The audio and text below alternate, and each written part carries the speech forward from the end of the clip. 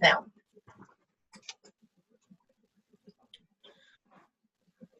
Welcome, and thank you so much, Mike, for taking time today on behalf of Senator Smith to meet with us. Both John and I are constituents of the state of Michigan, and we're anxious to tell you a little bit about NASSCO. Let's start out with a quick introduction of myself and John. I am the president of Kaiser Premier. We are a manufacturing facility that produces sewer cleaning equipment that services all the municipalities throughout the United States. John? Hi, I'm John Sickles with Advanced Drainage Systems. We primarily manufacture plastic pipe for use in storm and sanitary sewer applications, and we have 2 plants in Michigan, one in Owasso and another in Clifford. We employ about 150 people in the state. Great, thanks guys. And my name is Mike with Senator Smith. Sorry she wasn't able to join us today, but she asked me to take the meeting. She's very, very interested in water infrastructure and protecting water in our communities across the state of Michigan. So very excited to hear what you all have to say about what NASSCO feels are the priorities for the nation. Thank you. You bet. And before we get started, Mike, just know as we take you through this presentation, if you have any questions, please bring them up, interrupt me at any time throughout. Also, you may notice at the very bottom of this slide is our lobbyist, Steve Dye's information. If there's any additional questions that we can answer, we'll either get with him or you can certainly contact Steve directly at any time. Great. First, a little bit about NASSCO. We are a national trade association located in Frederick, Maryland. Both John and I are members. Our mission is to set standards for the assessment, maintenance, and repair of underground infrastructures, specifically sewer systems, but also water and stormwater. With our nearly 700 member organization, NASSCO represents thousands of systems owners, contractors, engineers, and manufacturers who really care about the proper inspection, repair, and maintenance of our wastewater systems. We accomplish our mission through education, technical resources, and advocacy. It's NASSCO's responsibility to advocate for funding and repair of our aging underground infrastructure, and that is why both John and I are here today. We were originally formed in 1976 to represent contractors, but we've developed into a more broader membership that mirrors the entire underground infrastructure industry. 21% of our members represents municipalities and other utilities. 22% represent consulting engineers.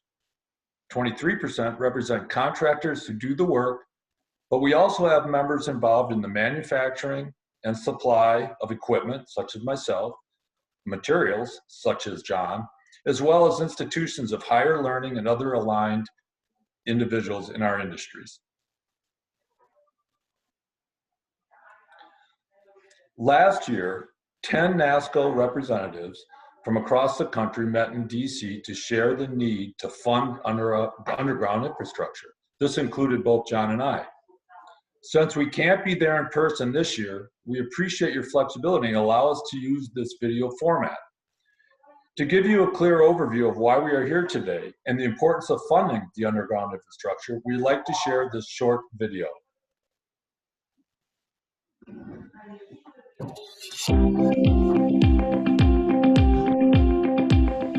NASSCO, the National Association of Sewer Service Companies, exists to set standards for the assessment, maintenance, and rehabilitation of underground infrastructure, and to assure the continued acceptance and growth of trenchless or no-dig technologies.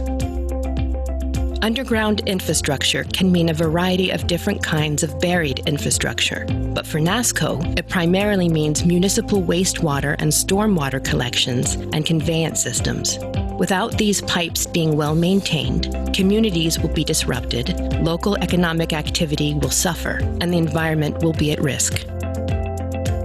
NASSCO's vision is to build awareness of aging underground infrastructure and to provide viable solutions through education, technical resources, and industry advocacy.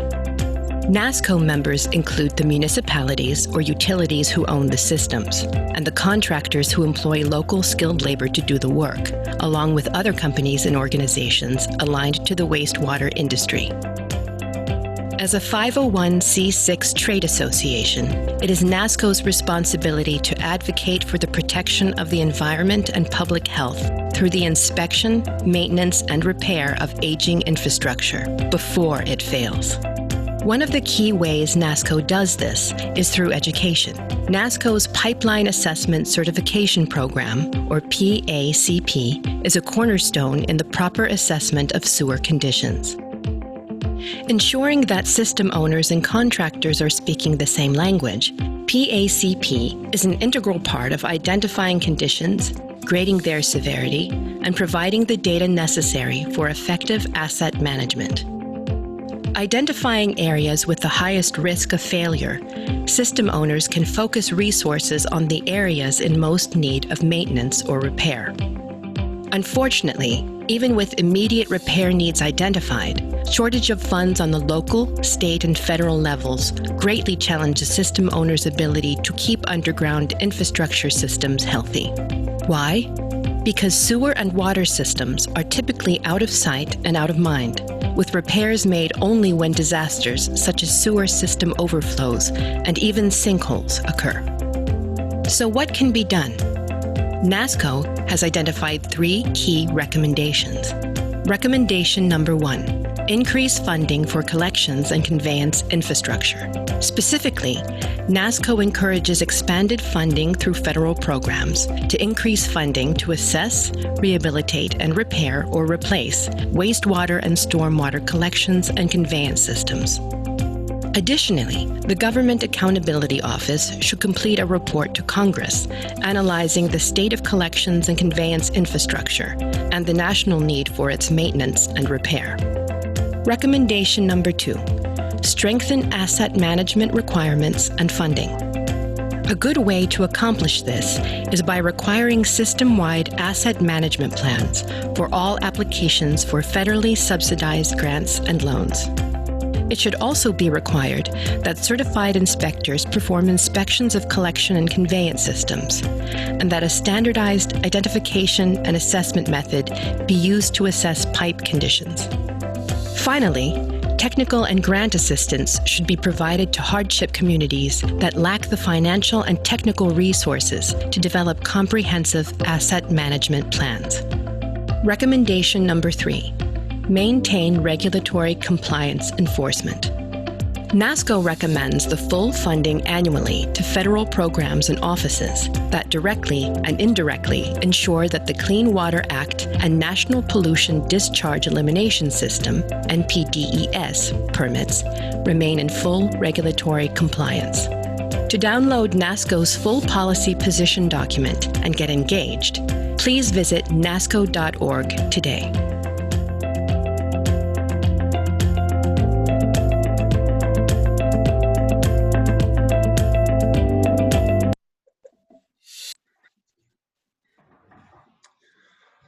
So in addition to what you just saw there, Mike, let me just give you some facts about our underground infrastructure.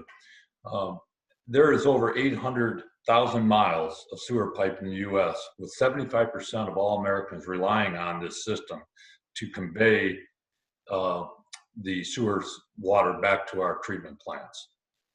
Despite this, ASCE, a leading engineering association, gives the U.S. wastewater and stormwater infrastructure a grade of D+, barely passing. This low grade is reflected in the fact that there are up to 75,000 sanitary sewer overflow events each year in the United States. These occur because of the structured failures, blockages, and overflows. Most of these can be prevented and identified through the proper inspection, maintenance, and repair of our systems. This is why NASSCO exists and why all of us that are members of NASSCO care so much about the issue. When a sewer backs up, the health and safety of all citizens are in peril that are affected by such a backup.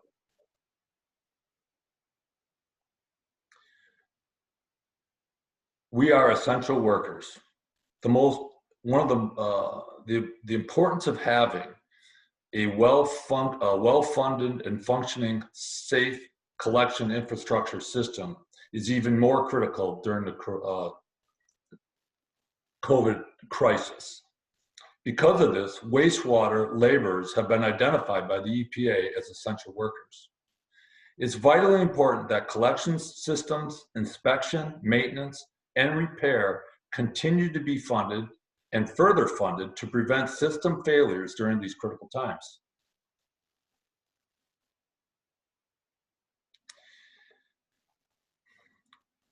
Even before the economic downturn to the COVID crisis, there was a lot of discussions about how to increase federal funding for water infrastructure. It was determined that this is very great for our economy. As you can see from the bullet points, for every $1 million in federal clean water SRF funding, 16.5 good paying jobs at about $60,000 a year in income are created. It is also determined that 2.25 million in gross domestic product is generated. What's even more encouraging is of that 1 million spent, you generate about $1 million in federal, state, and local tax revenue when you combine them all. It is important to fund this infrastructure now. As you already know, local governments and utilities are experiencing significant revenue decreases due to the COVID crisis.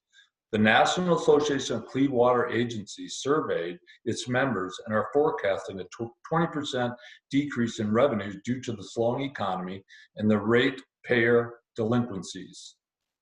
The EPA found communities nationwide need $163 billion in funding over the next 10 years to repair, upgrade, and expand sewer and stormwater collection systems to remain in compliance with the Clean Water Act.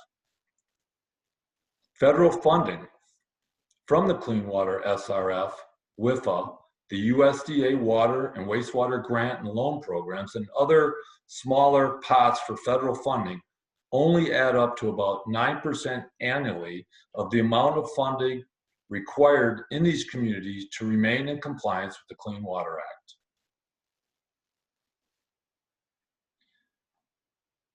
If Congress wants to help stimulate the economy and create jobs right now, there are a lot of water infrastructure projects that desperately need funding. Those $73 billion in projects are in communities nationwide and will create great jobs, protect public health and environment, and help our overall economy recover. I'm now going to turn the rest of the presentation over to my colleague, John Sickles. Johnny? Thank you, Dan. As you heard in the video, NASSCO has 3 core recommendations for Congress, which are increase federal funding and financing, strengthen asset management requirements, and maintain regulatory compliance enforcement. Because of what's happening currently in Congress and a possible future infrastructure package, I'm going to just focus on increasing federal funding for wastewater and stormwater collection infrastructure. As you can see on that previous slide, we do have a full handout for you with our full policy recommendations. Next slide. Either as part of a 2020 Water Resources Development Act or a WRDA bill or in a major infrastructure package, NASSCO strongly urges Congress to provide $40 billion over 5 years to the Clean Water SRF Fund, which is the amount in the House Moving Forward Act. Also, to make changes to the Clean Water SRF to allow it to fund asset management planning, project design, and long-term planning. And finally, make changes to the Clean Water SRF to allow for more preferential loan terms for financially challenged communities. Also, NASSCO strongly urges Congress to reauthorize and increase funding for the new EPA Overflow Control and Stormwater Municipal Reuse Grant Program, which is known as the OSG program. The House Moving Forward Act would fund the program at $400 million per year for 5 years, which would be a huge help to communities. Those grants would go to reporting collection systems for combined sewer overflow, known as CSO and stormwater infrastructure. Mike, sorry, did I interrupt you there? No, I did have a question, but continue what you were saying and I'll ask my question. Sure.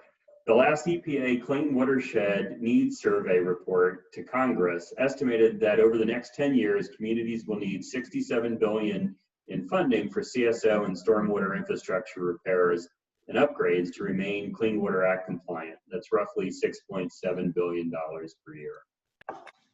That's very interesting. You know, I was wondering if you guys can give me an example of a kind of project that would be funded by the Clean Water SRF, and maybe actually also an example of the kind of project that would be funded by the EPA Sewer Overflow Control and Stormwater Municipal Reuse Grant Program, the OSG program. Sure, I'll start with an OSG grant program, and ADS is a pipe manufacturer, and there's a lot of municipalities that are separating their combined storm and sanitary sewer systems into individual systems. And so we supply pipe on numerous projects across the country where you're separating the storm and the sanitary sewer systems to prevent high flow discharge events where you're discharging raw sanitary sewage into lakes, streams, and rivers. And from an SRF standpoint, an example of where those funds are being used right here at within the state of Michigan, more specifically the city of Detroit, they're using those funds to launch a project for redoing a major sewer line. And to do so, this takes a number of different contractors to support it and a lot of different equipment. Starting, for instance, with cleaning the very line that needs to be repaired using equipment such as the type of equipment we provide, then televising and inspecting it, using some of the inspection criteria that's developed by NASSCO for doing that. And eventually the pipe is either replaced with products such as what John offers, or we would try to repair the pipe in its existing spot. But these are huge projects that go for miles and require the appropriate funding to be able to support it. Great, thanks guys.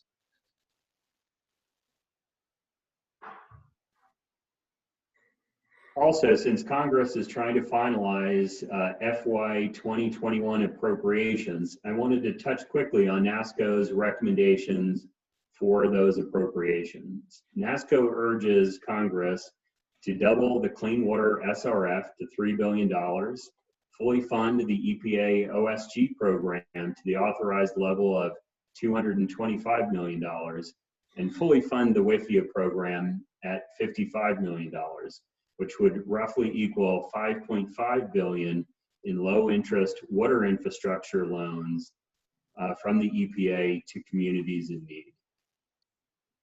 Oh, that's okay. Great. That's interesting. Yeah. They're trying to finish up the annual appropriations right now. So the WIFIA program, I only know a little about that program. Could you explain it a little further to me? I'm very interested to know more. So what I'll have you do is I'll have Steve Dye, our policy expert, get back to you on the specifics of the WIFIA program and NASSCO's recommendations there. Great, thank you. I know we covered a lot of information today, but NASSCO's policy document and other information are available on our website, nassco.org. I can also send you a copy of this presentation, and we'll send you our policy document.